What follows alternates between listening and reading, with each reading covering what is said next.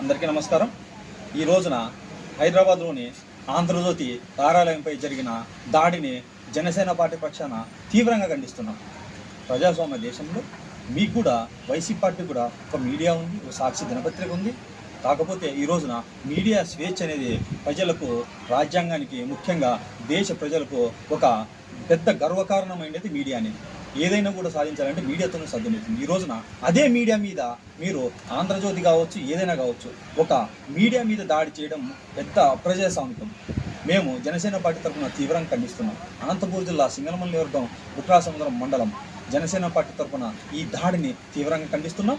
మీరు ఇలాంటి చేయాలని గతంలోనే ఇలాంటి దాడి టీడీపీ కార్యాలయం మీద చేశారు. అది వైసీపీలోని కొంతమంది కావచ్చు, అది ఎవరనేది పోలీసుల విచారణలో బయటపడుతుంది. మిమ్మల్ని ఈ కేసును తీవ్ర పరిణామంగా భావించి తగిన చర్యలు తీసుకోవాలని ఆంధ్రప్రదేశ్ ప్రభుత్వానికి మా జనసేన పార్టీ తరఫున తెలియజేస్తున్నాం. ఏదైనా ఒకటే మీడియాని ఎవ్వరు కూడా వాళ్ళ హక్కులు కావరాయకూడదు. వాళ్ళకు స్వేచ్ఛ ఉంది, స్వతంత్రం ఉంది. మీడియా అనేది ఇప్పుడు గొప్ప ప్రజాస్వామ్యంలోనే అతి పెద్ద ఒకటి లిఖించబడినట్టు గొప్ప ప్రజాస్వామ్యంలో ఈ రోజున మీడియా అనే దానికి ఎవ్వరే కానీ అడ్డు చెప్పకూడదు.